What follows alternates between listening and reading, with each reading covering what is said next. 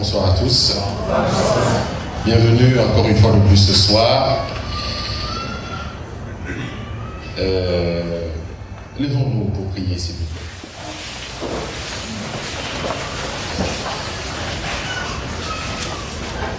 Notre Dieu, notre Père, regarde ton peuple aussi nombreux, Seigneur. Nous avons besoin de liberté, de délivrance et de victoire sur le péché. Et ce soir, tu veux nous apprendre comment y parvenir. Comment est-ce que tu nous as constitués.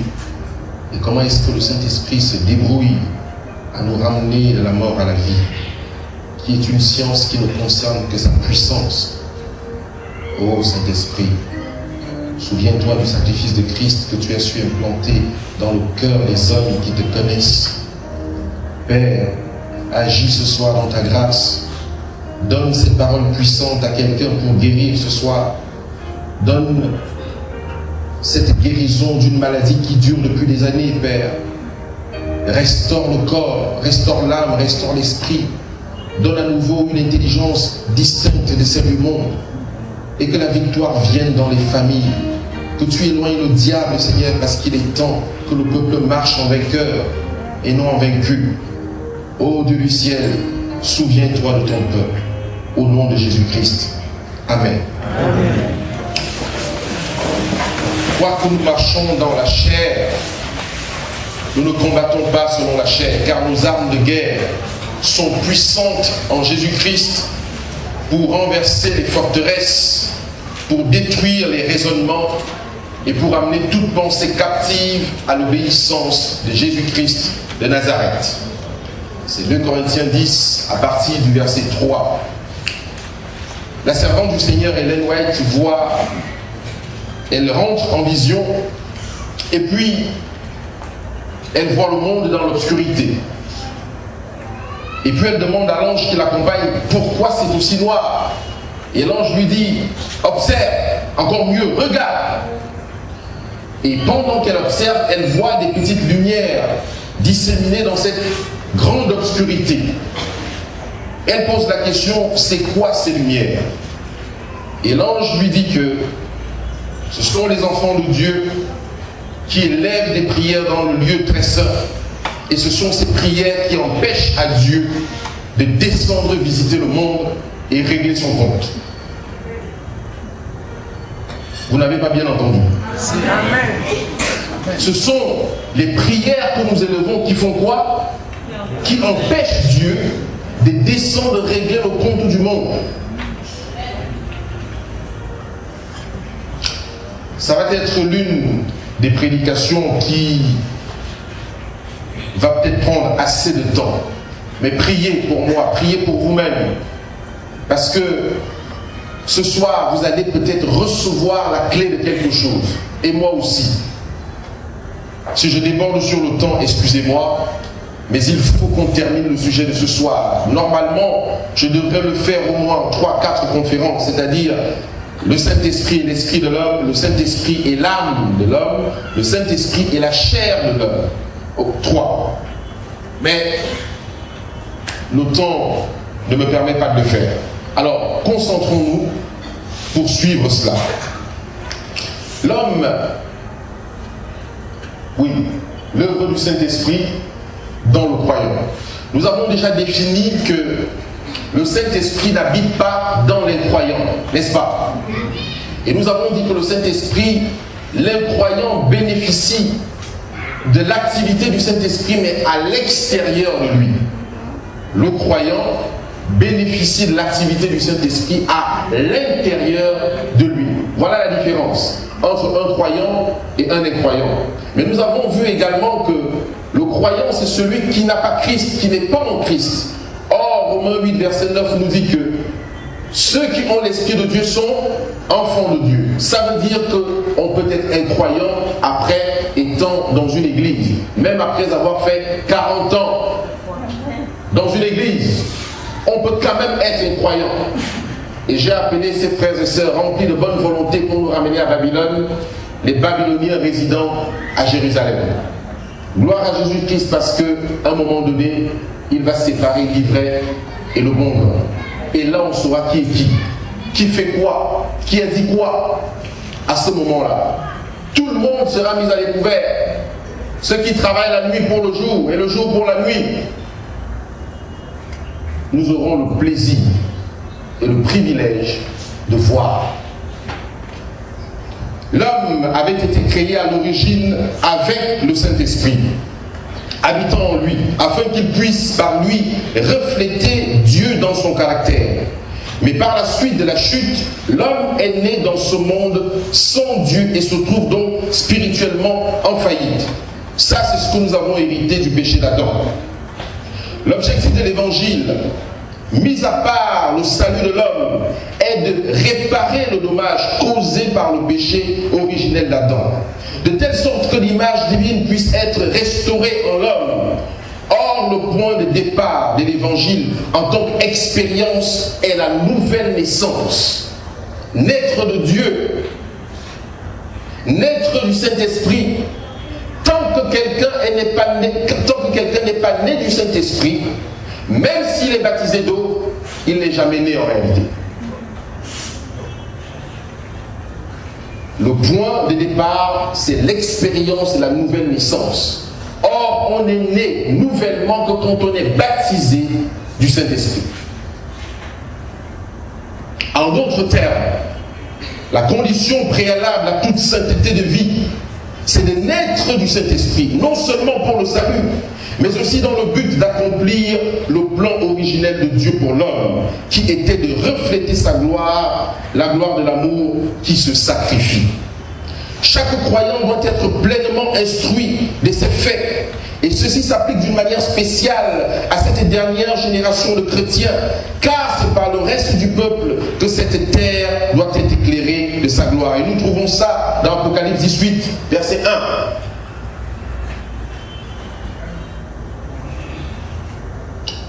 Après cela, je vis descendre du ciel un autre ange qui avait une grande autorité, et la terre fut éclairée de sa gloire. Ce texte, on aura le temps, je crois, de le creuser un peu. Vous allez comprendre que cette gloire va se manifester par tous ceux qui auront le caractère de Christ. Et c'est comme ça que le monde va se retrouver en contradiction. Et c'est comme ça que les hommes et les femmes de ce monde qui n'ont pas Christ vont se poser des questions.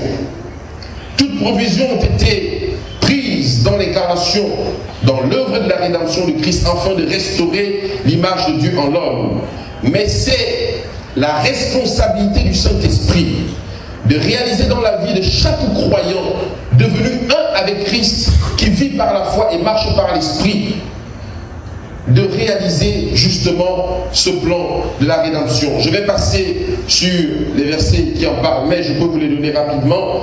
1 Corinthiens 6, verset 17 et 19, Romains 8, verset 1 et 2, et Galates 4, verset 6. Comme nous l'avons vu précédemment, la première tâche du Saint-Esprit consiste à nous délivrer de notre position en Adam, ainsi que de ce monde condamné, et de nous affermir en Christ et son Église. L'ayant accompli dans le cas du vrai croyant, le Saint-Esprit demeure maintenant en lui afin de concrétiser l'œuvre plus profonde de la croix de Christ, en vertu de laquelle l'ancienne vie est mise à mort, jour après jour, et de plus en plus, de sorte que la vie de Christ peut à son tour se manifester davantage. Qu'est-ce que 2 Corinthiens 4, 10 à 11 nous dit? Pourtant, toujours avec nous dans notre corps, là, portant toujours avec nous, excusez-moi, la mort de Jésus, afin que la vie de Jésus soit aussi manifestée dans notre corps. Car nous qui vivons, nous sommes sans cesse livrés à la mort à cause de Jésus, afin que la vie de Jésus soit aussi manifestée dans notre chair mortelle. Mes frères et sœurs, il n'y a pas de vie en Christ si on n'est pas mort. Ça, c'est un problème et c'est quelque chose que tout le monde doit intégrer. Il y a trop de moi dans nos vies. Tant que nous ne sommes pas morts, nous ne sommes pas convertis, et il n'y a pas de vie en Christ. Mais on ne peut pas se tuer soi-même. Nous allons voir ce soir comment arriver à la mort. Prosper, je passe ces autres versets. L'œuvre de la sanctification n'est pas laissée aux mains du croyant, mais elle est uniquement réalisée par le Saint-Esprit. C'est pour cette raison que le Christ a envoyé demeurer dans chaque croyant, pour que les efforts ne soient plus quelque chose que l'homme fait, mais que ce soit la matière même et la volonté même du Saint-Esprit qui se réalise dans nos vies. Si chaque chrétien voulait comprendre cela, l'effort personnel prendrait fin sur ce point et laisserait la troisième personne de la divinité le soin de manifester en nous la vie de notre Seigneur. Vous avez souvent remarqué dans notre vie et la vôtre que nous faisons énormément de promesses à Dieu. Mais nous ne les tenons pas. Pour quelle raison? Parce que nous voulons faire des efforts pour atteindre un idéal. Mais non! Il y a quelqu'un qui est là pour faire ces efforts pour vous. Car c'est lui qui nous donne le vouloir et le faire. Si c'est lui qui donne le vouloir et le faire, comment puis-je donc produire de moi-même le vouloir et le faire? C'est impossible. La vie chrétienne est impossible. Il faut que ce soit dit. Personne, ni vous ni moi, ne pouvons essayer de nous rapprocher de la vie éternelle. C'est impossible pour l'homme. Il n'y a que l'intervention du Saint-Esprit qui permet à l'homme d'avancer vers l'éternité.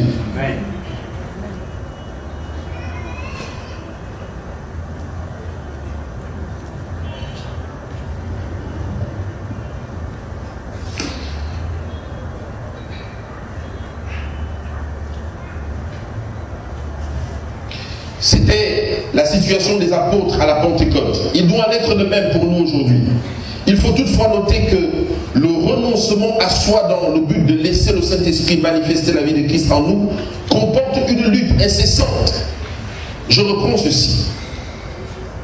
Le renoncement de soi dans le but de laisser le Saint-Esprit manifester la vie de Christ en nous comporte une lutte incessante. Et c'est ce que la parole de Dieu appelle le bon combat de la foi dans 1 Timothée 6, verset 12. Le bon combat de la foi. Cependant, il n'y a pas d'effort à faire. Mais en même temps, il faut utiliser quelque chose que Dieu nous a redonné avec le sacrifice de Christ que l'on appelle la volonté. Il faut orienter notre volonté dans le sens du Saint-Esprit pour qu'il puisse modeler nos caractères. Ce second aspect de l'œuvre du Saint-Esprit qui correspond à la vie de tout croyant converti est appelé dans les Écritures le processus de la sanctification, c'est-à-dire prendre son moi d'une manière volontaire et de le donner à Christ pour le mettre à mort par le Saint-Esprit. Ça s'appelle le chemin de la sanctification. L'apôtre Paul implique l'esprit, l'âme et le corps. On trouve ça dans 1 Thessaloniciens 5, le verset 23. C'est-à-dire, le chemin de la sanctification implique ceci. Alors, que le Dieu de paix vous sanctifie lui-même tout entier et que tout votre être, l'être que nous sommes, donc, qui est réparti en trois parties, l'esprit, l'âme et le corps, soit conservé irrépréhensible lors de l'avènement de notre Seigneur Jésus-Christ. L'esprit, l'âme et le corps. Il faut connaître comment l'ennemi fonctionne pour pouvoir résister. Parce que la Bible nous appelle beaucoup plus à résister qu'à combattre, même s'il y a combat. Parce qu'il n'y a que l'Esprit de Dieu qui combat Satan. Isaïe 59, verset 19 nous le confirme. Non, reviens à l'arrière, je n'ai pas fini avec ce verset. Oui. Je disais que Isaïe 59, verset 19 nous le confirme. On craindra le nom de l'Éternel dans toute la terre. Et lorsque l'ennemi viendra comme un fleuve, l'Esprit du Seigneur le chassera. Chasser l'ennemi n'est pas l'œuvre d'un homme. Vous comprenez? Ce n'est pas parce que je crie au nom de Jésus-Christ que l'ennemi s'en va. Je peux crier autant de fois que je veux. Mais il y a une chose qui fait en sorte que l'ennemi va s'en aller. Vous vous souvenez de cette histoire dans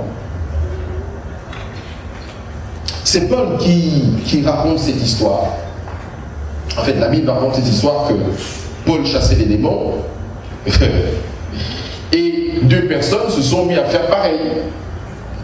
À dire que nous allons chasser les démons au nom de qui? Du Dieu de Paul.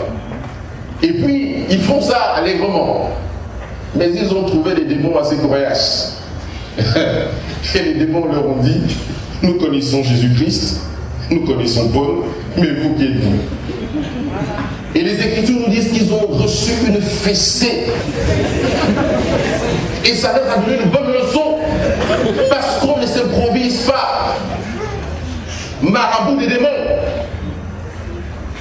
Ce n'est pas l'œuvre d'un homme, c'est l'œuvre de l'esprit. Et si le démon se rend compte que vous êtes des usurpateurs, il va vous traiter, mais correctement. Passons. L'esprit, l'âme et le corps. Voici le problème ici. L'esprit, l'âme et le corps. C'est l'œuvre du Saint-Esprit de travailler en quelque sorte dans ces 3 parties. Toutes ces 3 parties doivent être régénérées. Si l'âme est régénérée, le corps le sera aussi et l'esprit le sera aussi. Voilà sur quoi nous allons travailler ce soir. Il faut connaître ces choses pour espérer s'en sortir. Lorsque nous considérons la structure physique d'un homme, comme le fait un médecin, nous découvrons qu'elle est faite de différentes composantes ou organes, ayant chacun une fonction spécifique dans le corps, mais en même temps étroitement et dépendamment liés les uns des autres. De même, quand nous regardons l'homme au travers des Saintes Écritures en tant qu'être spirituel, nous découvrons qu'il est fait de 3 composantes ou organes: l'esprit, l'âme et le corps, ayant chacun un rôle spécifique dans le domaine spirituel, mais qui en même temps sont étroitement reliés l'un à l'autre. Suivons bien maintenant. En examinant la structure spirituelle d'un homme telle qu'elle est révélée dans les Écritures, nous trouvons qu'il existe une relation bien définie entre le tabernacle et le sanctuaire. Le tabernacle ou le sanctuaire, tel qu'il est décrit dans l'Ancien Testament, et le temple de Dieu dans le Nouveau Testament, qui est le chrétien lui-même. Le temple de Dieu dans le Nouveau Testament, c'est le chrétien lui-même. Vous voulez voir quelques versets là-dessus? 1 Corinthiens 3, versets 16 à 17, par exemple. Ne savez-vous pas que votre corps est le temple du Saint-Esprit qui est en vous, que vous avez reçu de Dieu et que vous ne vous appartenez point à vous-même? Le tabernacle dont on parle dans l'Ancien Testament trouve sa réalisation dans le corps du chrétien. C'est lui qui devient le temple de Christ. Et de la manière dont les sacrifices étaient faits dans l'ancien temple, il faut qu'ils soient de toute façon faits dans le nouveau temple que nous sommes, vous et moi. Il faut connaître ces choses, parce que pour la suite, ça va être important. Et parce que le sanctuaire était un type de Christ incarné. De son côté, il est le prototype du croyant régénéré. C'est-à-dire que Christ est le prototype du croyant régénéré. Je vais passer rapidement 1 Pierre 2, verset 5, par exemple. Ne savez-vous pas que Jésus leur répondit, détruisez ce temple, et en 3 jours, je le relèverai. Parce que le temple dont on parle dans l'Ancien Testament, Jésus-Christ était le prototype, et nous sommes, après Jésus-Christ, ce temple dont il parlait. Donc, les Juifs dirent, il a fallu 40 ans, 46 ans pour bâtir ce temple. Et toi, en 3 jours, tu le relèves là. Mais il parlait de quoi? Du temple de son corps. Du temple de son corps. Vous remarquerez en lisant la Bible que les promesses telles qu'elles sont données sous la Nouvelle Alliance ne sont que la réalisation du type vu dans le sanctuaire de l'Ancienne Alliance. Je vais prendre un exemple. Jérémie 31, verset 34, pour comprendre ce que je suis en train d'expliquer. Mais voici l'alliance que je ferai avec la maison d'Israël après ces jours-là, dit l'Éternel, je mettrai ma loi au-dedans d'eux Je l'écrirai dans leur cœur et je serai leur Dieu et ils seront mon peuple. Ça, c'est quelque chose que le Seigneur nous dit dans l'Ancien Testament. Hébreux 8, versets 6 à 13. Hébreux.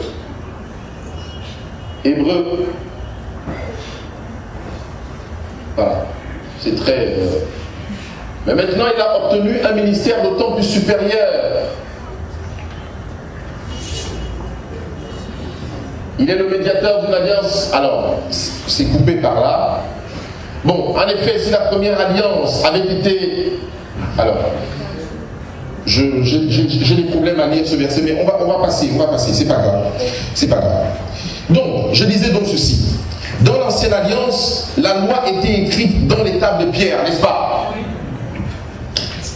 Placée dans l'arche. Mais dans la nouvelle alliance, la même loi est écrite dans nos cœurs. Placée où? Dans l'homme intérieur. Dans l'homme intérieur qui est le lieu très saint. Romains 7, verset 22. Romains 7, verset 22. Car je prends plaisir à la loi de Dieu selon l'homme intérieur. Suivez-moi bien, mes frères et sœurs. On va découvrir les choses ce soir. Dans l'ancienne, Dieu habitait dans la partie la plus intérieure du tabernacle, tandis que dans la nouvelle alliance, Dieu, par son esprit, habite dans la partie la plus intérieure de l'homme. Est-ce que vous suivez la comparaison? Dans l'ancienne alliance, Dieu habitait dans le lieu très saint. Et dans la nouvelle alliance, Dieu habite dans la partie la plus intérieure de l'homme. Jean 14, verset 17 nous dit quoi? L'esprit de vérité que le monde ne peut recevoir parce qu'il ne le voit point et ne le connaît point. Mais vous le connaissez car il demeure avec vous et il sera en vous. Dans l'ancienne structure du sanctuaire représentant le temple de Dieu, alors, dans l'ancienne, la structure du sanctuaire représentait le temple de Dieu, mais dans la nouvelle alliance, le chrétien lui-même devient le temple de Dieu. Nous l'avons lu tout à l'heure. Ainsi, tout comme autrefois, Dieu habitait dans le tabernacle, de même le Saint-Esprit habite aujourd'hui dans le croyant. Nous savons que le sanctuaire de l'ancienne alliance était divisé en 3 parties. Nous passons les versets. Le parvis, le lieu saint et le lieu très saint. De même, le croyant qui en réalité représente le temple de Dieu sur terre est divisé en 3 parties. Le corps, avec ses divers membres visibles, peut être comparé à la cour, occupant une position externe, plein d'une vie visible de tous. Le lieu du sacrifice. C'est le lieu du sacrifice, dans Romains 12, verset 1. À l'intérieur se trouve l'âme de l'homme, qui constitue les facultés par lesquelles Dieu opère. Et quelles sont ces facultés à l'intérieur du corps, dans lesquelles Dieu opère?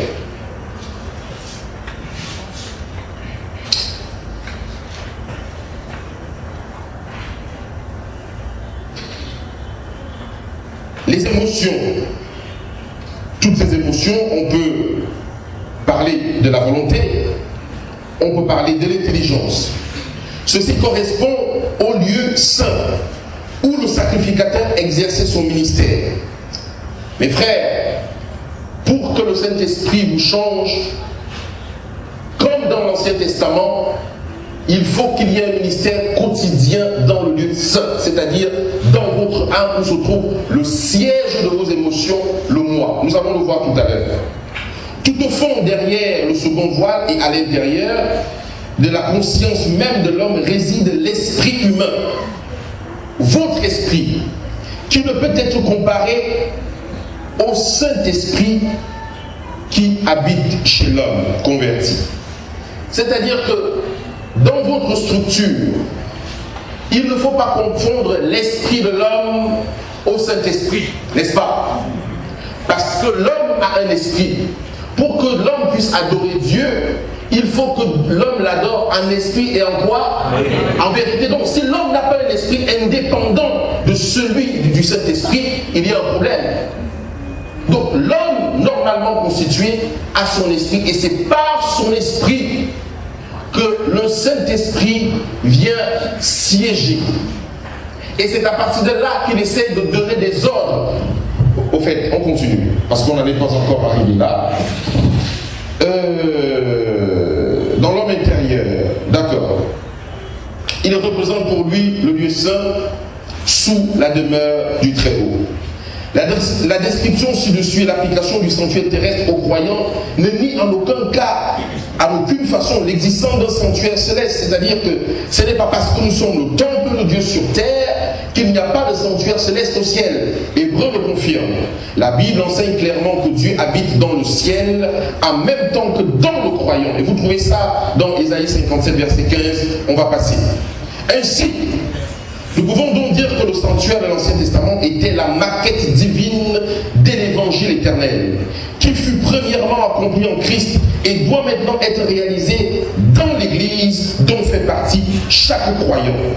La purification du sanctuaire céleste est une œuvre accomplie par le Christ, notre grand prêtre, mais elle s'opère parallèlement dans la purification des cœurs de son peuple. Ayant donc découvert que spirituellement, l'homme est constitué d'un esprit, d'une âme, d'un corps, nous pouvons maintenant continuer à examiner la place et la fonction de ces éléments. C'est ici que je commence donc à attirer votre attention. Vous avez compris comment nous sommes faits, comment nous sommes constitués. Vous savez ce qui dérange les chrétiens aujourd'hui, c'est que les chrétiens n'ont qu'une seule demande: réaliser le besoin et non la cause du besoin. Je m'explique. Quand quelqu'un est malade, qu'est-ce qu'on demande généralement en Dieu?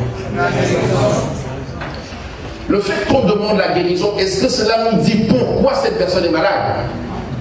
Or, si on demande à Dieu de savoir le pourquoi et du comment cette personne est malade, qu'est-ce qui se produit après? On a la capacité d'éviter désormais la maladie. N'est-ce pas? C'est ça que Dieu, quand Dieu dit que vous ne savez pas, quand vous priez, vous ne savez pas demander. Vous demandez des choses qui vous dépassent. Je suis le Dieu éternel. Vous me demandez la guérison, mais vous ne voulez pas savoir pourquoi vous êtes malade. Or, si je vous dis pourquoi vous souffrez, désormais, vous allez empêcher cette maladie de revenir chez vous. Vrai ou faux? Donc, maintenant que nous savons comment nous sommes constitués, nous allons maintenant voir l'œuvre du Saint-Esprit avec l'esprit, votre esprit et mon esprit. Et c'est ça la science des saints, de connaître ces choses pour éviter de tomber dans le moindre piège que l'ennemi va tendre devant nous. Si on ne connaît pas ces choses, il est évident que nous avons un problème, parce que tout est révélé dans les Écritures. Chaque croyant doit réaliser qu'il a un esprit. Autrement dit, il lui serait impossible d'adorer Dieu en esprit et en vérité. Vous trouvez ça dans Jean 4, versets 23 à 24. Au lieu de cela, il adorera Dieu selon ses sentiments, les pensées et les émotions de l'âme qui ne constituent pas le vrai culte et sont malheureusement une grande partie du problème de nos églises aujourd'hui. Des gens disent que je suis sincère avec Dieu, mais ils n'ont jamais appris que la sincérité ne suffit pas. Parce que quand Lucifer a travaillé contre Dieu, il était tout aussi sincère que celui qui croit aujourd'hui. Dieu regarde au cœur, oui, mais aussi à l'apparence. Ce sont des personnes qui, s'ils n'ont pas l'esprit de Dieu, vont adorer leur Dieu avec leurs émotions. Parce que je paye la dîme, alors je suis un chrétien adventiste. Je peux faire tout ce que je veux. Je peux faire tout ce que je veux. Il n'y a pas de souci, je n'ai pas de contrainte. La Bible enseigne clairement que chaque personne possède un esprit. Cet esprit ne doit pas être confondu avec notre respiration, ni non plus identifié avec le Saint-Esprit. Les textes suivants nous donnent d'ample preuve que l'homme tel qu'il est créé par Dieu possède un esprit en lui. Proverbe 25, verset 28. Comme une ville forcée et sans muraille, ainsi est l'homme qui n'est pas maître de lui-même. Dans d'autres versions, c'est maître de son esprit. Dans d'autres versions, c'est maître de son esprit. Alors, Zacharie 12, verset 1 aussi. Oracle, parole de l'Éternel sur Israël, ainsi parle l'Éternel qui a étendu les cieux et fondé la terre et qui a formé l'esprit de l'homme au-dedans de qui? Là, on ne parle pas de l'esprit de Dieu. Un autre verset que vous connaissez très bien, 1 Corinthiens 2, verset 11. Lequel des hommes, en effet, connaît les choses de l'esprit de l'homme, si ce n'est l'esprit de qui? Qui est comment? En lui. Qui est en lui?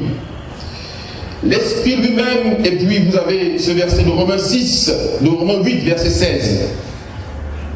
L'esprit lui-même rend témoignage à comment? À notre esprit, que nous sommes enfants de Dieu. Faites la différence entre votre esprit et l'esprit de Dieu.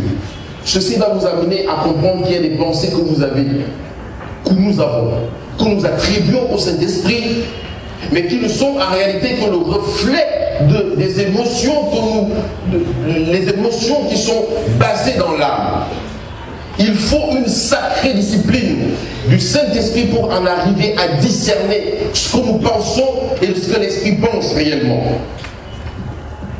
L'esprit de l'homme a été créé ou formé par Dieu afin qu'il puisse demeurer en lui. L'homme est ainsi contrôlé et dirigé. L'homme est ainsi contrôlé et dirigé. L'esprit ou l'âme de l'homme qui à son tour doit contrôler le corps. Je vais entrer en détail pour dire ceci. Nous avons commencé par l'esprit de l'homme et l'esprit de Dieu. On nous fait comprendre que l'esprit de l'homme est situé à l'intérieur de l'homme. Et on nous fait comprendre que l'esprit de l'homme représente le lieu très saint de l'ancien tabernacle. Nous sommes d'accord? N'est-ce pas? Qu'est-ce qu'on est en train de nous dire ici? L'esprit de Dieu vient habiter dans l'esprit de l'homme. Au départ, quand l'homme pêche, il est dépourvu du Saint-Esprit, donc l'esprit de l'homme est vide. Voilà pourquoi Satan peut pénétrer cet esprit de l'homme et diriger les hommes comme des moutons et des animaux. Mais quand l'esprit de Dieu arrive, il remplit le lieu très saint. Et l'homme est à nouveau contrôlé par Dieu, mais pas pour le corps. Je vais le dire en d'autres termes. Quand vous entendez que quelqu'un est possédé, vous comprenez? Qu'est-ce que ça veut dire? Ça veut dire que le siège du Saint-Esprit qui est l'esprit de l'homme, quelqu'un d'autre est assis sur ce fauteuil. Et c'est lui qui commande, en réalité. C'est la raison pour laquelle vous voyez des gens faire n'importe quoi. Ils ne sont plus maîtres d'eux-mêmes. Ils vocifèrent des trucs à bracadavantes. Et on est étonné. Parce que le siège du Saint-Esprit est habité par quelqu'un d'autre. Il faut dans ces cas un homme de Dieu consacré, qui n'est pas un envoyé de Belzébuth. Parce que vous savez que dans le monde des ténèbres, et je vous l'explique, que on ne peut pas combattre quelqu'un qui est avec vous. Sinon, la maison tombe. Dans ce monde-là, qu'est-ce qui se passe? C'est que il y a ce qu'on appelle des esprits supérieurs. Vous allez me dire, comment Romari sait ces choses? C'est la Bible qui me les a enseignés. Il y a ce qu'on appelle donc les esprits supérieurs. C'est-à-dire que si mon esprit est supérieur au tien, dans le monde de Satan, je t'écrase. Est-ce que vous comprenez? Et la majorité des délivrances visibles se passent comme ça. J'ai un esprit plus puissant. Et j'arrive parce que j'ai un esprit plus puissant et que toi tu es possédé. Quand je te touche, tu tombes. Généralement, vous allez voir ces personnes ont soit une chaîne quelque part, soit une bague quelque part, soit quelque chose d'invisible, soit une plaie au niveau du corps, soit une chaîne au niveau du pied. Bref, il y a toujours un instrument qui est le signe visible de leur puissance. Or, dans le monde spirituel de Jésus-Christ, celui qui est plus petit est comment? Plus grand. Donc, il n'y a pas d'écrasement. On élève les plus petits vers la gloire. S'il en était ainsi, la présence seule de Jésus-Christ sur la terre aurait détruit tous les êtres humains, puisqu'il est tout puissant. Vous comprenez ce que je dis? Bon. Donc, le Saint-Esprit, habitant dans l'esprit de l'homme, ne communique pas avec votre chair, puisque dans l'Ancien Testament, le lieu très saint ne communiquait pas avec le parvis. Nous sommes d'accord? Si le lieu très saint ne communique pas avec le parvis, ça veut dire qu'il y a un intermédiaire au milieu qu'on appelle le lieu très saint. Et dans votre constitution et la mienne, qu'on appelle l'âme, le siège du moi et des émotions. Il faut connaître ces choses. C'est pour ça que les gens qui vont à Lourdes, qui font des pèlerinages, des mortifications, quelqu'un qui grimpe à genoux pour assujettir la chair, se trompe. La bataille n'est pas là-bas. C'est pour ça qu'on fait des promesses et qu'on ne les tient pas. Parce qu'on veut, on veut neutraliser la chair. Non, ce n'est pas la chair qu'il faut neutraliser. Il faut laisser la possibilité au Saint-Esprit de neutraliser l'âme. C'est là où se trouve le problème. Et si vous neutralisez l'âme, vous avez neutralisé le corps. Parce que le corps est un réceptacle de souvenirs. Le corps a des habitudes. Le problème, c'est qu'il faut déshabituer le corps à sa manière de fonctionner. Je m'explique.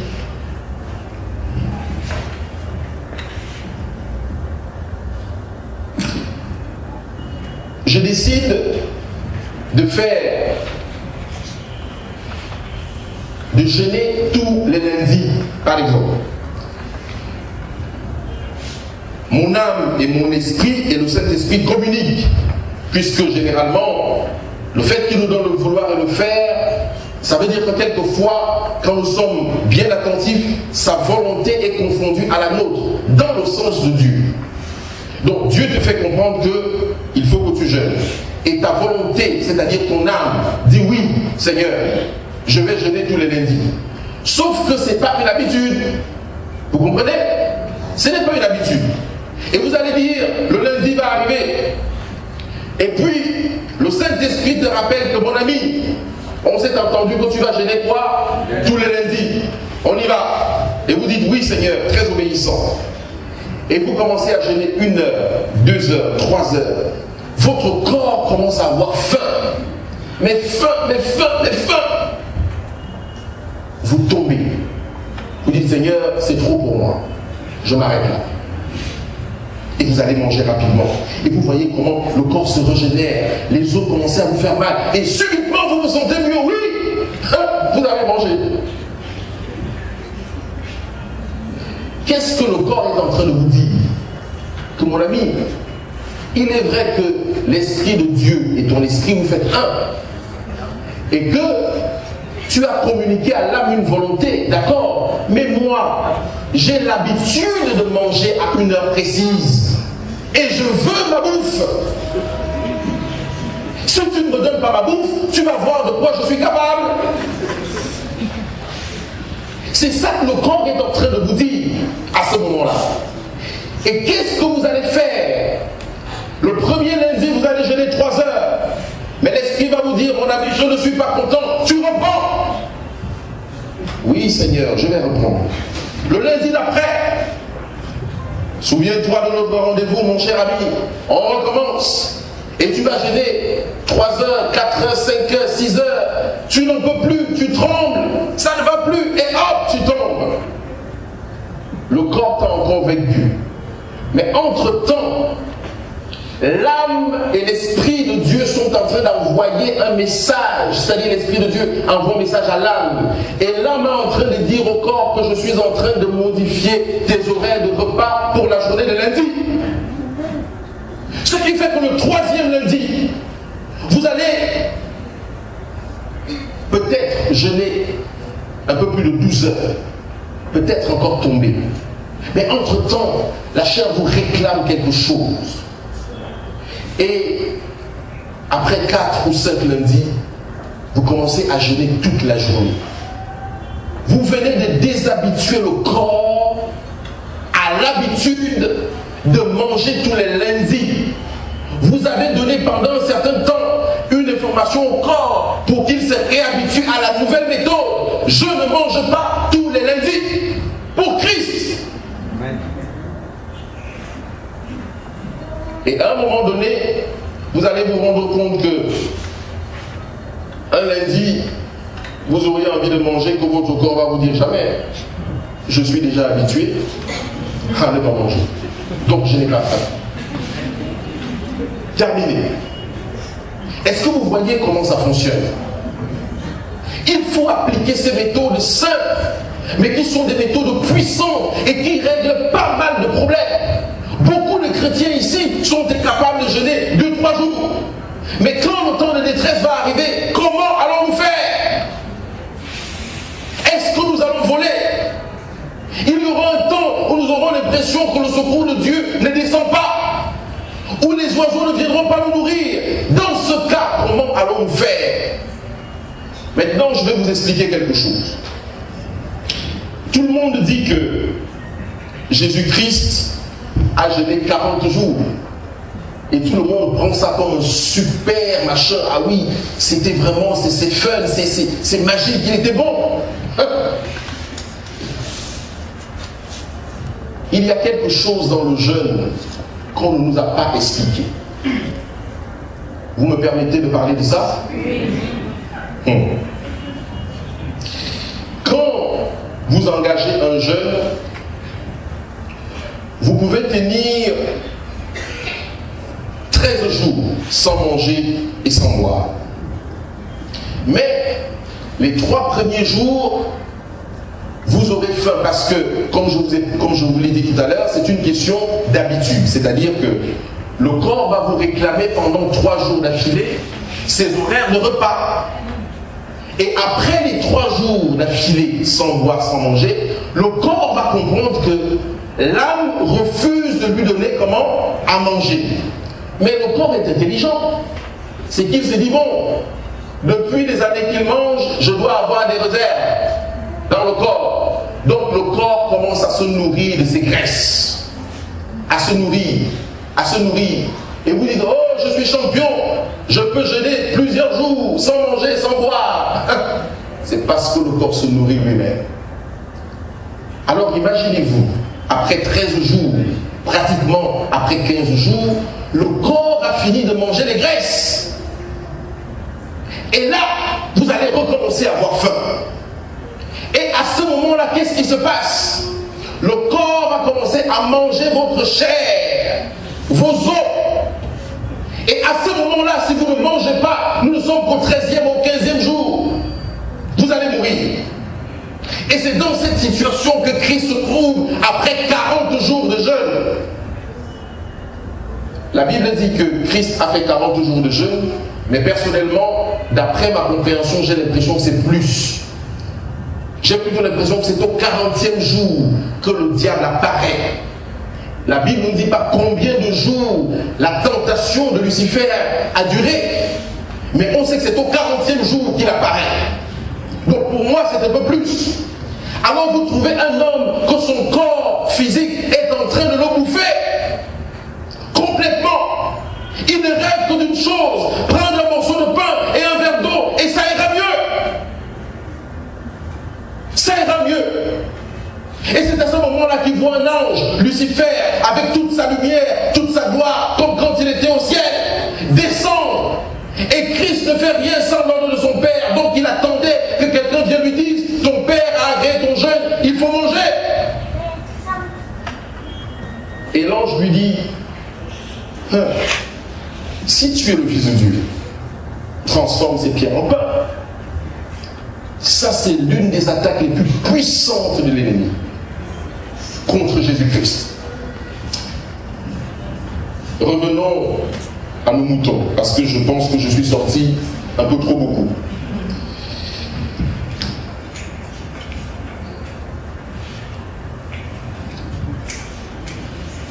Avant la conversion, l'esprit de l'homme n'est pas rempli du Saint-Esprit, de sorte que sa fonction peut à peine être perçue. Et ce n'est pas faute, si ce n'est pas des convictions du Saint-Esprit venant de l'extérieur, en conséquence, qui domine l'homme tout avant la nouvelle naissance. C'est l'âme et sa vie égoïste, ou dans certains cas le corps, avec ses convoitises, qui ne sont ni l'un ni l'autre agréables à Dieu. Cependant, la conversion, l'esprit de l'homme est régénéré et vivifié par le Saint-Esprit qui vient habiter en lui. L'esprit de l'homme devient, après la conversion, la demeure de Dieu, le siège de sa volonté. Excusez-moi. C'est ce que nous avons décrit un peu plus tôt dans l'expérience de la nouvelle naissance. Une expérience qui est absolument essentielle à la justification et préalable à la sanctification, processus par lequel le caractère de Dieu est reproduit en l'homme. Le croyant qui a vécu l'expérience de la nouvelle naissance est une personne née de nouveau.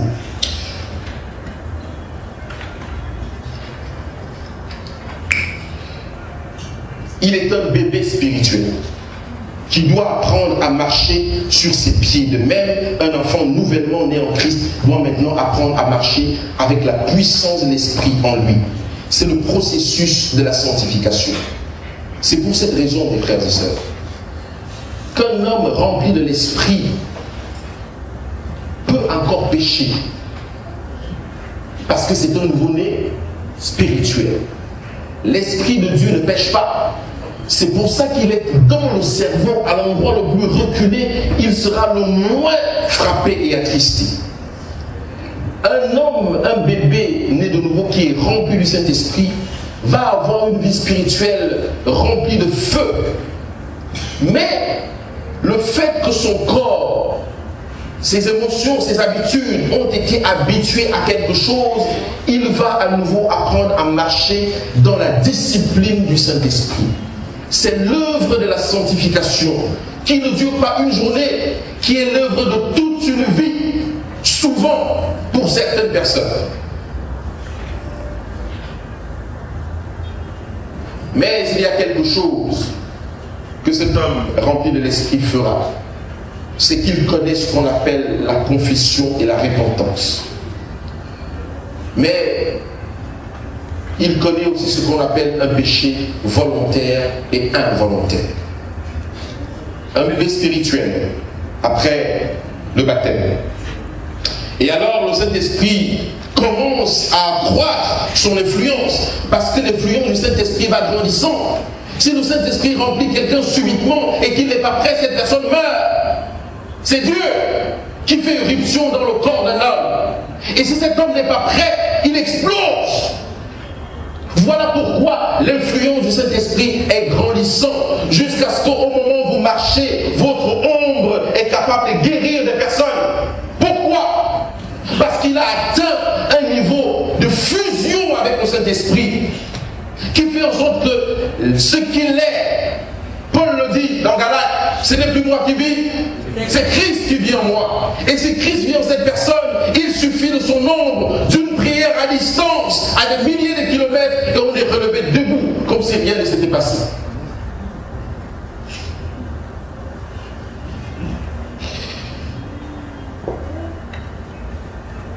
Son influence dans la vie du croyant est qu'il réalise que lorsque nous apprenons à marcher par la foi, c'est-à-dire par l'Esprit, marcher par la foi, c'est marcher par l'Esprit. Deux choses seront manifestes quand quelqu'un vient d'être rempli du Saint-Esprit. Un changement sera constaté dans le caractère du croyant, qui commence à ressembler de plus en plus au caractère du Christ. Et le chrétien commence à mieux distinguer ce qui procède de son esprit et ce qui protège la vie égocentrique de l'âme.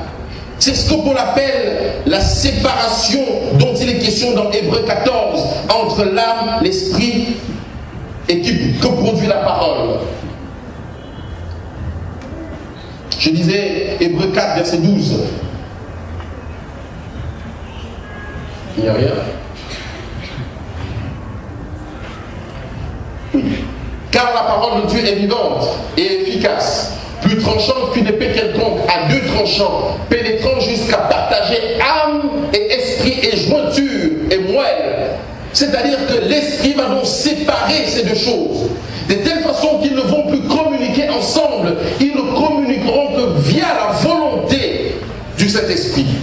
Car il est dit dans Galates que l'Esprit ne vous laisse pas faire ce que vous voulez, car les deux choses sont inimitié entre eux. C'est dans notre esprit que Dieu nous régénère. Dieu ne régénère pas le corps, mes frères. Dieu régénère l'esprit, son siège dans notre corps. C'est dans notre esprit que Dieu nous régénère, nous enseigne et nous conduit dans son repos. C'est dans l'esprit, dans votre esprit. Mais il est triste de dire qu'après plusieurs années d'esclavage, l'égocentrisme de l'âme de beaucoup de chrétiens connaissent très peu leur propre esprit. L'esprit de vie qui habite en nous et qui est capable de les délivrer de la loi du péché et de la mort. Nous devrions quotidiennement trembler devant Dieu, lui demander sincèrement de nous enseigner par l'expérience ce qui est spirituel et ce qui vient simplement des sentiments et des émotions de l'âme. Même dans notre étude biblique, nous tendons à compter davantage sur notre caractère mental.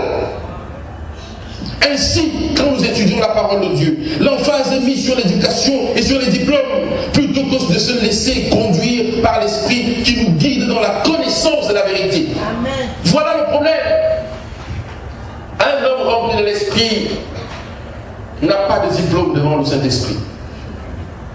C'est quelqu'un qui vient s'asseoir, qui dit: mon Dieu, comme le publicain, j'ai péché contre le ciel et contre toi. Si tu ne m'aides, mon Dieu, je suis un homme dangereux pour toi. Aide-moi à marcher selon l'Esprit.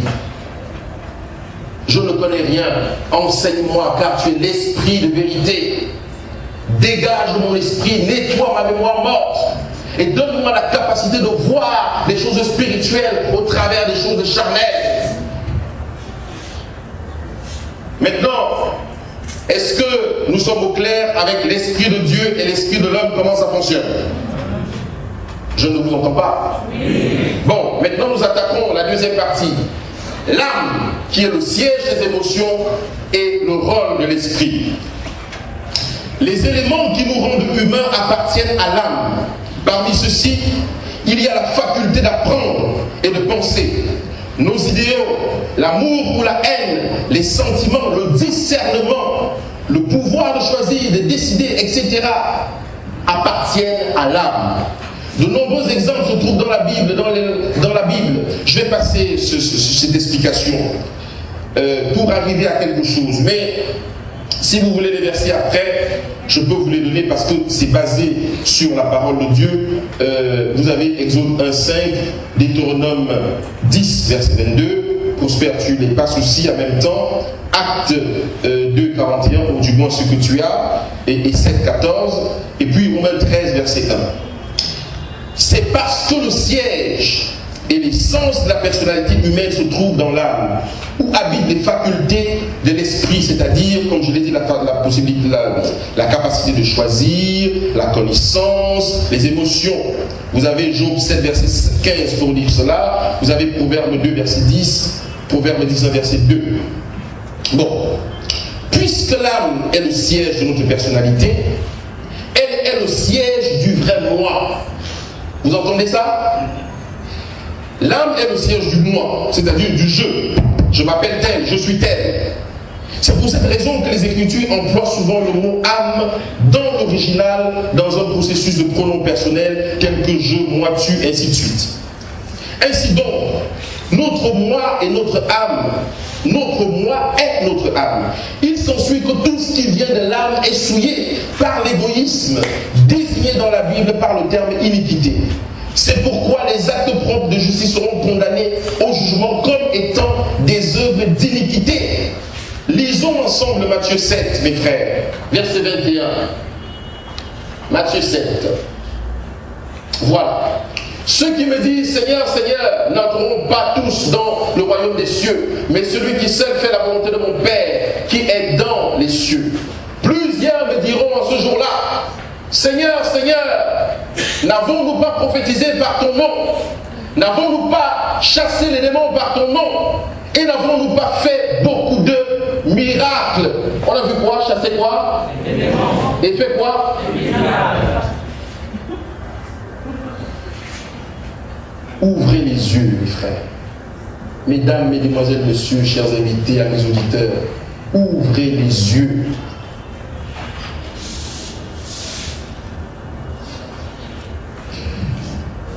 N'avons-nous pas fait beaucoup de miracles en ton nom? Alors je leur dirai ouvertement, je ne vous ai jamais connu, retirez-vous de moi, vous qui commettez l'iniquité. En d'autres termes, sauver quelqu'un sans l'Esprit de Dieu, c'est commettre quoi? L'iniquité.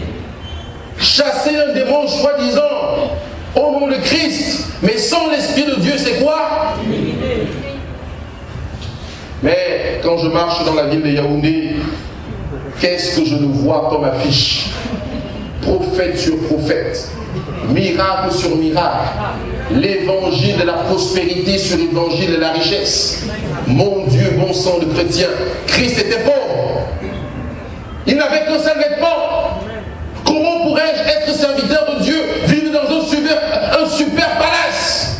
Qu'est-ce que je veux raconter aux pauvres, aux mendiants qui n'a que besoin d'une... Pour manger, je vais lui dire quoi? Que le Seigneur t'aide, mon frère, nous allons prier pour toi. Nous allons prier pour toi.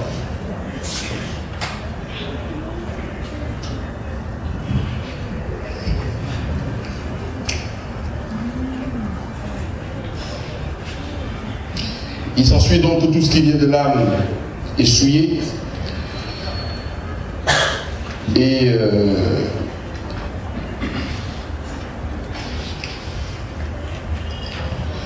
alors, la vie, l'âme qui est la vie égocentrique est la vie naturelle de l'homme. Et elle est désignée dans les Écritures par l'expression chair. Galates 3, verset 3. L'expression chair. Aussi l'Écriture, prévoyant que Dieu justifierait les païens par la foi, a d'avance annoncé cette bonne nouvelle à Abraham. Toutes les nations seront bénies en toi. Ceci est un fait important que tous les chrétiens doivent réaliser, car l'âme exerce une influence sur le type de chrétien que nous devenons, spirituel ou charnel. Écoutez bien ça. L'âme est l'endroit où l'Esprit de Dieu va séparer les chrétiens. Nous tous, nous sommes des chrétiens. Vive le dimanche, vive le sabbat, d'accord? Mais Dieu va regarder dans l'âme pour séparer les chrétiens. Parce que c'est à cause de l'âme que l'on sait si vous êtes un chrétien charnel ou un chrétien quoi? Spirituel. L'âme est le siège des émotions. Si l'Esprit de Dieu ne réussit pas à saisir l'âme, alors nous sommes des chrétiens, soit spirituels ou charnels, puisque la vie de l'âme n'est rien d'autre que la vie du moi. Les pensées, les désirs, les opinions, l'amour, les sentiments, tout ce qui provient de l'âme est contrôlé par le moi. Tout ce qui vient de l'âme est contrôlé par le moi. Même la sexualité est contrôlée par le moi. Quand je vais vers mon mari, vers mon épouse, qu'est-ce qui m'intéresse? Prendre du plaisir ou donner du plaisir? C'est là le problème. Acte 25, il y a plus de bonheur à donner qu'à recevoir. Mais aujourd'hui, ce sont des combats de boxe, des matchs de cartes sur les lits. Tout pour le plaisir. Je suis l'homme, je me frappe la poitrine, je fais 5 heures de temps. Mais pour quelle raison tu fais ça? Pour quelle raison? Si on ne prend pas des positions abracadabrantex qui chassent l'Esprit de Dieu, pour quelle raison nous faisons ça? La simple raison, vous allez le découvrir samedi soir. Venez nombreux, je vous réserve par la grâce de Dieu de grandes surprises. Le moi. Le moi. Donne-moi ce que tu me dois. Est-ce que la Bible ne dit pas que homme, donne à la femme ce que tu lui dois, à la femme pareil? Alors même quand elle est fâchée, même quand il n'est pas d'accord, il n'est pas content, tu donnes quand même. Le moi, ça va jusque là, vous ne le savez pas. Merci, monsieur le commissaire. Il me dit qu'il me reste 10 minutes. Vous pensez que je peux continuer ou pas? La sanctification que l'esprit doit produire en nous va jusque dans l'acte sexuel, mes frères. Beaucoup d'hommes de Dieu sont tombés sur cette affaire. Beaucoup d'hommes de Dieu prêchent ici, sur nos chairs et dans toutes nos églises, ont peut-être un comportement visiblement pur, mais leur sexualité est aussi sale qu'autre chose. Ils ne sont pas sanctifiés. Tant que Acte 20-35 ne s'accomplit pas dans notre sexualité, je ne vais pas pour me libérer de mes émotions, pour me libérer de la pression. Je vais porter mon épouse ou mon mari. Tant que ce n'est pas comme ça, nous avons un problème avec l'âme aussi là-dessus. Mais samedi, venez nombreux. C'est notre vie naturelle parce que nous en avons hérité à la naissance. En conséquence, qu'une telle vie est la vie de la chair. C'est la seule que l'homme inconverti peut vivre. Vous vivez comme ça quand vous êtes inconverti. Nous ne pouvons rien faire de nous-mêmes pour changer cette vie, même par l'éducation ou la culture. Malheureusement, cette vie de la chair est aussi l'expérience du croyant charnel. Eh oui, l'expérience de quelqu'un qui vit dans l'église, mais qui commet les abominations sur son lit conjugal. L'expérience de quelqu'un qui vit dans l'église, qui fait des mauvais business. L'expérience de quelqu'un qui vit dans l'église, qui a des faux diplômes. L'expérience de quelqu'un qui vit dans l'église, qui est dans la fornication jusqu'à la dernière chevelure. Cependant, l'homme totalement sanctifié, la vie égoïste de l'âme est crucifiée par l'application de la croix, Galates 5, verset 24. Il en résulte que ce qui provient de l'âme, la pensée aussi bien que le comportement du corps, sont maintenant sous la direction et l'autorité du Saint-Esprit qui habite dans l'esprit du croyant. Une telle vie est la vie de Christ reproduit dans le croyant. Ceci nous amène, mes frères et sœurs, maintenant à notre point principal, c'est-à-dire l'opération, l'œuvre du Saint-Esprit dans la vie du croyant. Nous avons établi le fait que le Saint-Esprit habite dans l'esprit du croyant. Mais ce n'est pas à l'âme, mais c'est dans l'âme où l'esprit du croyant, où l'esprit de Dieu opère, exactement comme Dieu dans l'Ancien Testament. Et je vous l'ai déjà dit. À ce stade, il faut comprendre que le corps du croyant est donc... Excusez-moi. Il faut bien comprendre que le corps du croyant et donc son comportement n'est jamais directement contrôlé par le Saint-Esprit. Je l'ai dit tout à l'heure. Mais l'est par l'âme, la pensée. De retour au sanctuaire terrestre, nous remarquons que cet accès au lieu très saint n'était possible que par le lieu saint. C'est-à-dire que l'esprit n'agit pas sur le corps, mais agit sur l'âme, vos émotions, et vos émotions trempées dans le Saint-Esprit obligent le corps à suivre.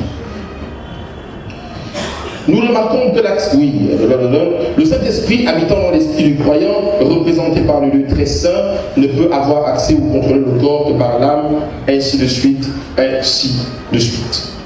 Bon, il nous faut absolument voir quelque chose. Il nous faut voir le problème de la chair. Il nous faut voir le problème de la chair. Avant de finir, je vous ai dit que j'aurai deux prédications qui seront donc celle de ce soir et celle de samedi soir. Soyez indulgents pour le temps. Je pense que ce sont des choses qui peuvent nous délivrer. Donc, je vais essayer de condenser et d'aller un peu plus vite. Afin de comprendre le fonctionnement dans nos vies, nous devons considérer la vie de Christ, car il est le prototype et aussi notre exemple. L'humanité de Christ était identique à la nôtre, en tout point. Et de sorte que le corps qu'il reçut par Marie était encore de péché. Il y a des versets qui le prouvent pour ceux qui peuvent en douter. Pour cette raison, Christ pouvait être et fut en tout point comme nous le sommes, tentés. Il a été tenté par la convoitise de la chair. Cependant, dès sa naissance ou sa conception, Christ est né de l'Esprit. Et dès le commencement de son existence terrestre, il a appris à marcher dans l'Esprit. C'est pourquoi Luc pouvait affirmer « Or l'enfant croissait et se fortifiait en esprit ». Ainsi, la pensée ou l'âme de Christ fut, dès le commencement de son histoire humaine, sous le contrôle du Saint-Esprit qui habitait dans son esprit. Les tentations de Christ lui vinrent à travers des désirs égoïstes de sa chair, tels que mentionnés ci-dessus, de la même manière que pour nous. Par exemple, ce fut par des besoins physiques que Satan le tenta dans le désert, lui suggérant d'employer son pouvoir divin pour satisfaire le moi, pour moi, indépendamment de la volonté de son Père. Ou ce fut la peur naturelle de la mort, l'amour, l'égoïsme de la chair, je refuse de mourir, qui conduisit Jésus à prier 3 fois son Père d'éloigner cette coupe de lui. Mais le fait est que les désirs égocentriques de la chair ne peuvent pas être satisfaits sans le consentement de l'âme. 5 minutes. Sans le consentement de l'âme. Il y a des gens qui passent derrière, je parle du croyant qui est déjà rempli du Saint-Esprit, qui parle des péchés involontaires. Je suis d'accord. Mais il y a des péchés que nous ne pouvons pas faire sans le consentement de notre propre volonté.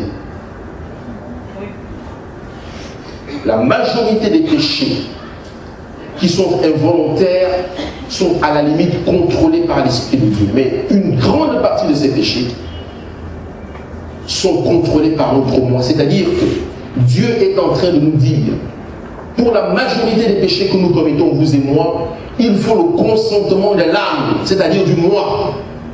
Quand je vais commettre adultère quelque part, ça veut dire que j'ai déjà vu la femme, n'est-ce pas? Je suis déjà allé draguer. On a déjà parlé. Elle m'a dit non, mais je l'ai convaincue. N'est-ce pas? Ou alors, elle m'a dit non, j'ai été patient. J'ai commencé à laisser des petites enveloppes pour montrer combien de fois je suis bon, gentil et doux.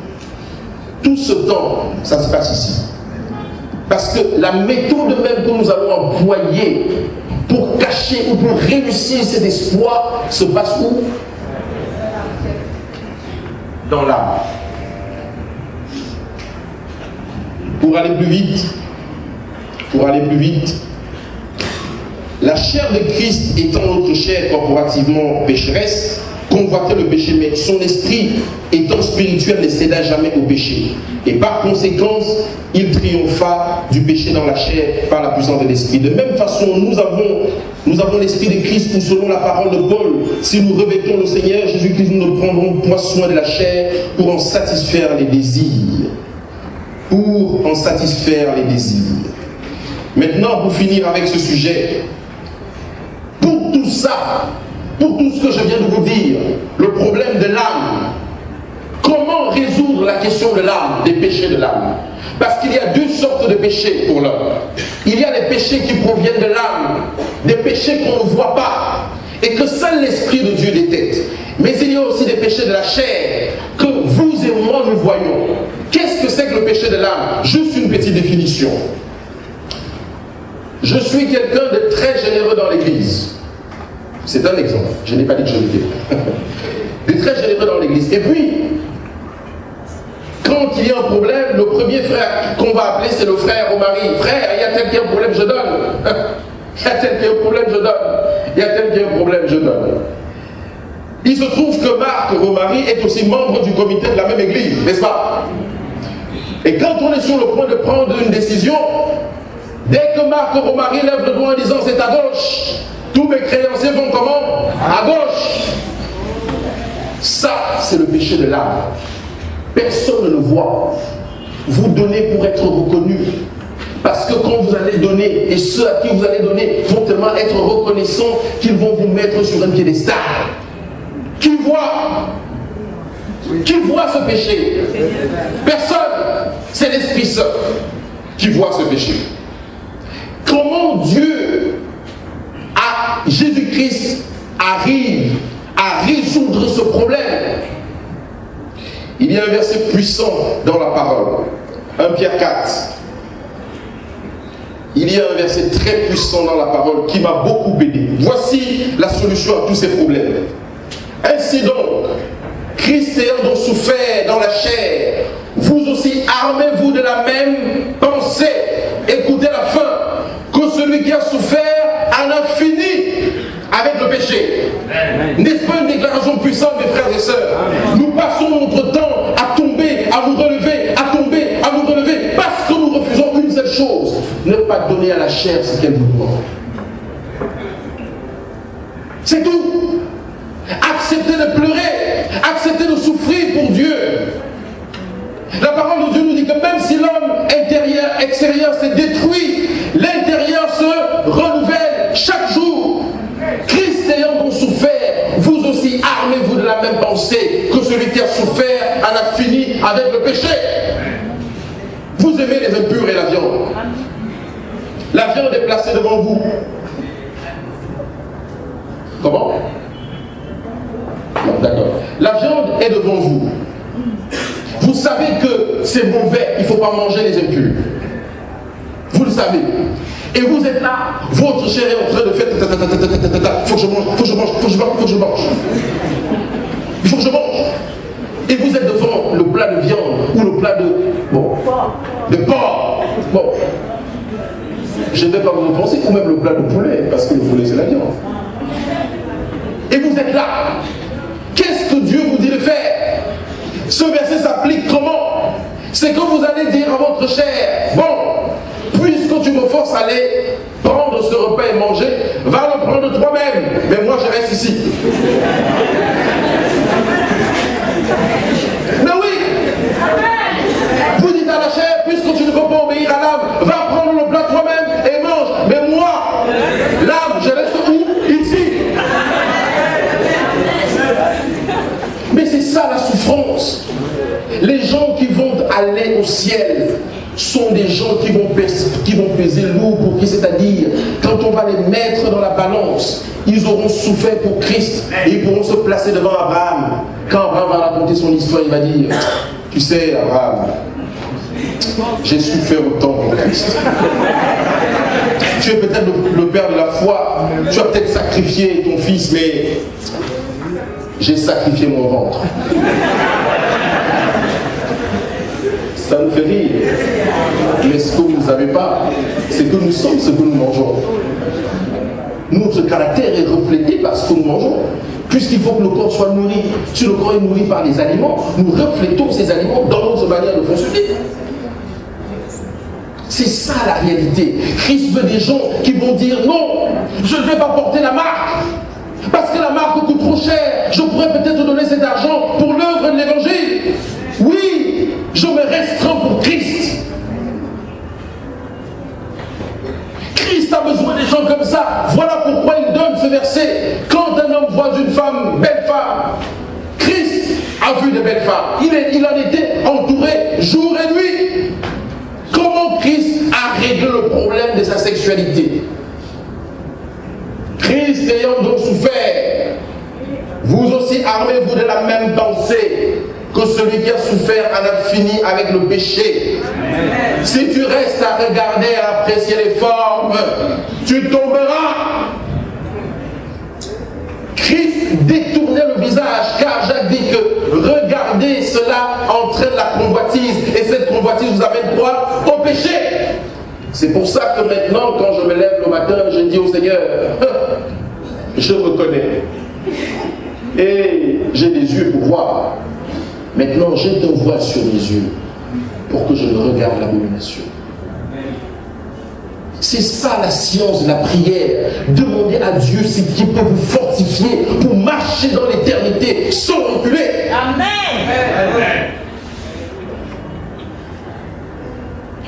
J'ai certainement mes frères dans la salle. Mes frères me connaissent. Demandez-leur. Et même certains de mes contemporains qui sont ici, nous avons grandi ensemble. Je ne vous raconte pas des histoires abracadabrantesques. Je ne suis pas venu ici pour m'amuser. Il reste très peu de temps. Les portes de Jérusalem se ferment. Si vous aimez la chair et ses convoitises, vous allez rester à l'arrière. Et Dieu ne vous accueillera pas. Parce qu'il y a une porte étroite, que très peu de personnes empruntent, nous dit les Écritures, et que la grande majorité rentre par là. Mais on ne ressort pas de ce chemin si on l'a emprunté et qu'on a renié Christ. Nous n'avons jamais été éduqués pour être des citoyens du ciel. Nous avons été éduqués pour être des citoyens de la terre. Voilà pourquoi nous faisons tout pour vivre sur terre, en construisant des grandes maisons. Il ne restera pierre sur pierre qui sera détruit dans cette ville. Nous avons un confort. Oui, bien sûr, j'habite dans une maison avec un portail où on ne voit pas le mur. Je sais. Mais ça n'empêche pas de dire la vérité. Il faut que l'homme de Dieu vive comme un pèlerin sur la terre. Je suis un nomade. Je n'ai pas d'endroit fixe. Mon but n'est pas de construire une maison. Mon but est d'avoir le caractère qui va honorer Christ. Amen. Mon but n'est pas d'avoir un doctorat, même si c'est la conséquence de l'esprit de Dieu dans mon corps, dans mon esprit. Le doctorat. Mais ce n'est pas ça mon but. Mon but est de ressembler à Christ. Amen. Est-ce que vous voulez qu'on parle encore de la chair? Parce que je pense que c'est... Il faut que j'arrête là, n'est-ce pas? Hein? Est-ce que vous voulez qu'on parle de la chair? Bon, monsieur le commissaire, excusez-moi. Comment? Merci, commissaire.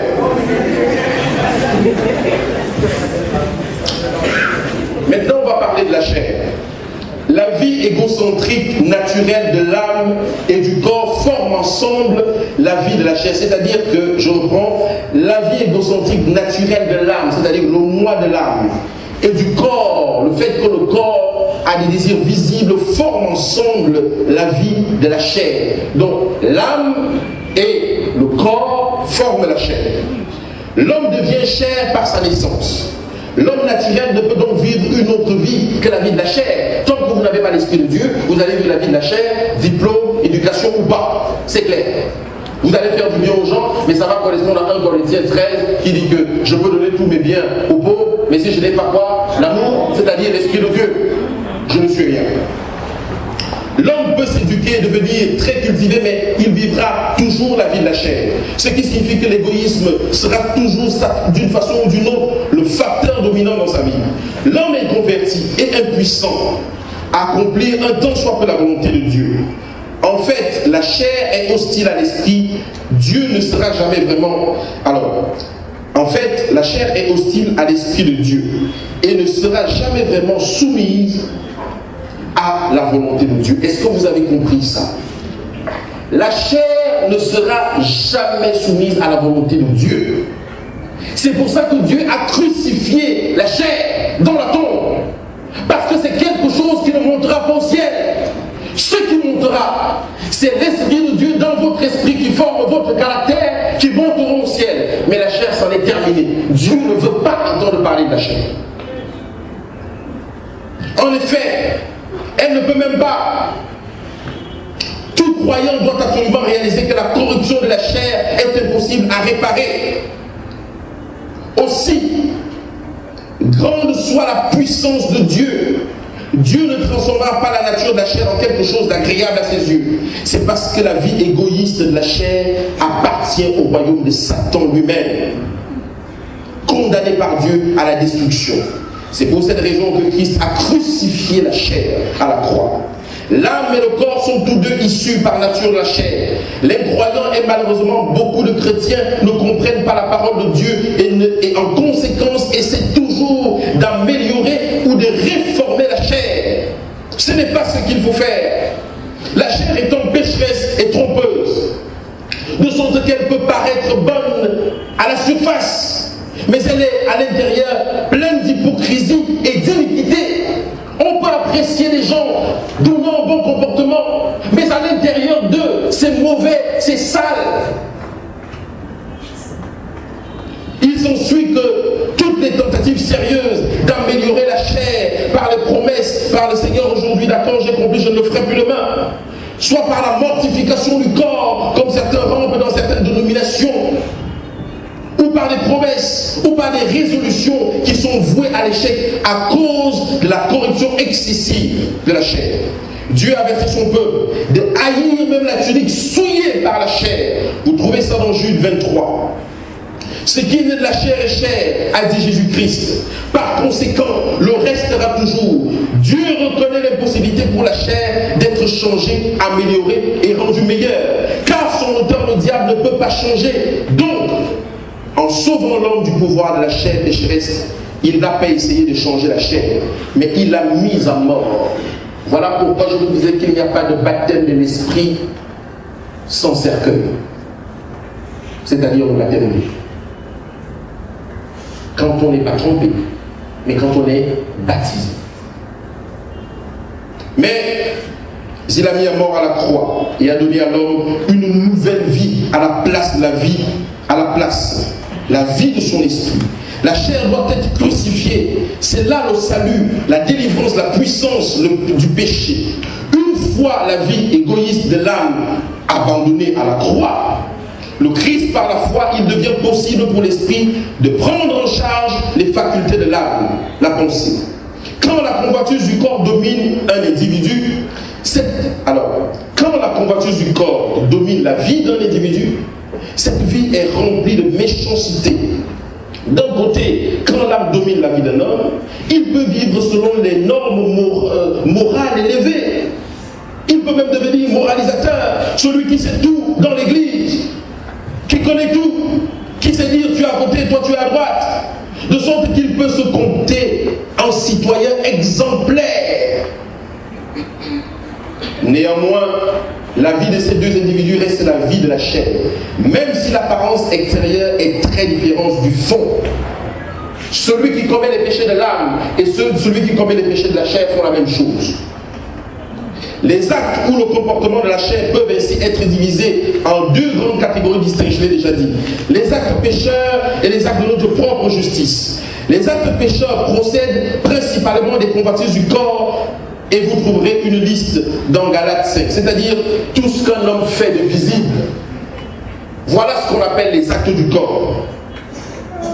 Les actes de sa propre justice, par ailleurs, procèdent de l'âme et ne ressemblent pas aux péchés dégradants du corps comme l'adultère et autres. Au contraire, ils sont bons, c'est-à-dire quelqu'un qui s'est donné, quelqu'un qui s'est accueilli, souvent religieux et recommandable, va voir tel frère, c'est un frère consacré, il est bon. Les actes de notre propre justice de Paul avant sa conversion en sont un bon exemple. Les croyants peuvent haïr les actes pécheurs de la chair parce que c'est visible, mais ils aiment souvent les actes issus de leur propre justice. Je fais ce qui est bien pour l'Église, je me sacrifie pour l'Église. Vous ne pouvez pas me dire le contraire. Qu'avez-vous fait pour la communauté? Qui êtes-vous pour me parler ici? Mais aux yeux de Dieu, ces œuvres sont toutes deux condamnées comme étant péché et iniquité. C'est seulement quand nous réalisons que nous serons, c'est seulement quand nous le réalisons que nous serons capables d'apprécier la position prise par Paul par rapport à sa propre justice. Mais ces choses qui étaient pour moi des gains, quand j'étais pharisien, ancienne justice, je les ai regardées comme une perte à cause de Christ, parce que je suis descendu de mon piédestal, je ne suis plus ce pharisien lapideur que j'étais. Et je les ai regardées comme de la boue afin de gagner Christ et être trouvé en lui, non avec ma propre justice, mais celle qui vient de la loi, mais avec celle qui s'obtient par la foi en Christ. La justice qui vient de Dieu par la foi. Je passe des versets. Maintenant, je vais à la clôture. J'ai un ami qui dit qu'il aime bien les adventistes parce qu'il est adventiste lui-même, parce que les adventistes ont cette capacité à s'asseoir longtemps et écouter. C'est une grande capacité, une grande bénédiction. Et je ne voudrais pas abuser de cela. Du point de vue humain, les actes de notre propre justice sont tenus en haute estime. Mais du point de vue de Dieu, toutes les bonnes œuvres de l'âme et de la chair sont hostiles au Saint-Esprit. Écoutez bien, toutes les bonnes œuvres de l'âme sont hostiles au Saint-Esprit. La Bible nous dit que Dieu a prévu d'avance les œuvres que nous devons faire pour que ces choses-là ne nous appartiennent pas. Quand je donne de l'argent à quelqu'un, cela a été inscrit écrit depuis la fondation du monde qu'en l'an 2000 temps, à telle heure, à tel jour, telle personne sera devant moi et par l'Esprit de Dieu, je lui apporterai l'aide dont il a besoin sans m'en récompenser. Les choses ont déjà été prévues d'avance. Ce n'est qu'un chemin où on marche, où on déclenche la puissance de Dieu sur le chemin en marchant. Il en est ainsi parce que la chair place le moi au centre et élève sa propre justice au-dessus de la volonté de Dieu. L'âme peut se servir de Dieu, mais toujours selon ses propres idées et sentiments, et non selon Dieu. Elle peut même essayer d'observer la loi de Dieu de toutes ses forces. Cependant, le moi ne manque jamais d'être au cœur de chaque activité. Eh oui. L'apôtre Paul divise tous les croyants en deux classes. Les chrétiens spirituels dans lesquels l'Esprit de Dieu habite en lui, contrôle l'homme tout entier, esprit, corps, âme et âme. Et le chrétien charnel qui a fait l'expérience de la nouvelle naissance, mais qui est encore dominé par la vie de la chair. Vous pouvez faire l'expérience de la nouvelle naissance. Quand je vous ai dit, le Saint-Esprit travaille avec la volonté. Vous pouvez faire l'expérience de la nouvelle naissance. Mais vous continuez à vivre la vie de la chair parce qu'il s'agit de votre volonté. Exemple, Ananias et Saphira, je vous l'ai dit, l'Esprit de prophétie le confirme. Ananias et Saphira étaient parmi les 120 disciples qui ont reçu l'Esprit de Dieu.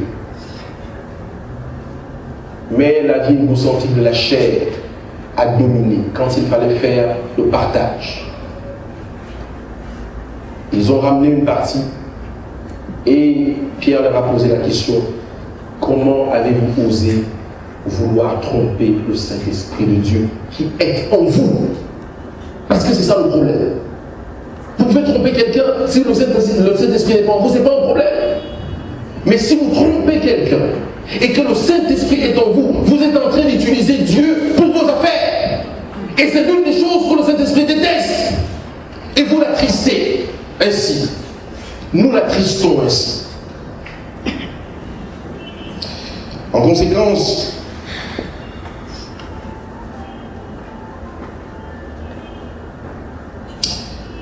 il est triste de constater que l'histoire se répète. Mais grâce soit rendue à Dieu, il n'est pas trop tard pour se repentir, puisque chaque croyant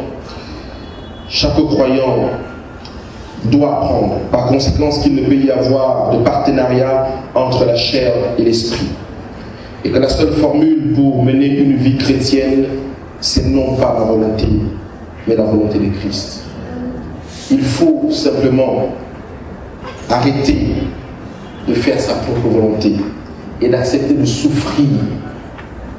Quand vous avez eu l'habitude de faire, d'être adultérin ou alors de la fornication ou alors de manger d'une mauvaise manière, votre corps va vous le redemander. Mais vous devez avoir l'intelligence de demander à l'esprit de neutraliser les parties de votre corps. D'accord, commissaire? De neutraliser ces parties. Il s'ensuit que la victoire sur la chair devrait être le désir profond de tout croyant vivant en ces derniers jours, puisque la gloire de Dieu doit aujourd'hui éclairer le monde. Et je suis à la fin. Crucifiant quotidiennement l'égoïsme de la chair. Chaque fois qu'il voudra de nouveau se redresser sa tête hideuse, le Saint-Esprit apportera la conviction du péché à notre réaction. Et notre réaction ne doit pas être de nous défendre ou de nous excuser, mais d'abandonner ce moi au pied de la croix de Christ. Quand le moi sera complètement crucifié dans le peuple de Dieu, alors la splendeur de la gloire de Dieu brillera à travers nos corps mortels. Mes frères, je veux répéter ce verset d'1 Pierre 4, le verset 1. Christ ayant donc souffert, vous aussi armez-vous de la même pensée. C'est ici que ça se passe. Le reste est guidé par cet endroit. Armez-vous de la même pensée, la pensée de Christ. Non pas ma volonté, mais celle du Père. Non pas ma volonté, mais celle du Père. Répétons cela tous les jours. Non pas ma volonté, mais celle du Père. Christ ayant donc souffert, vous aussi armez-vous de la même pensée que celui qui a souffert en a fini avec le péché. Amen.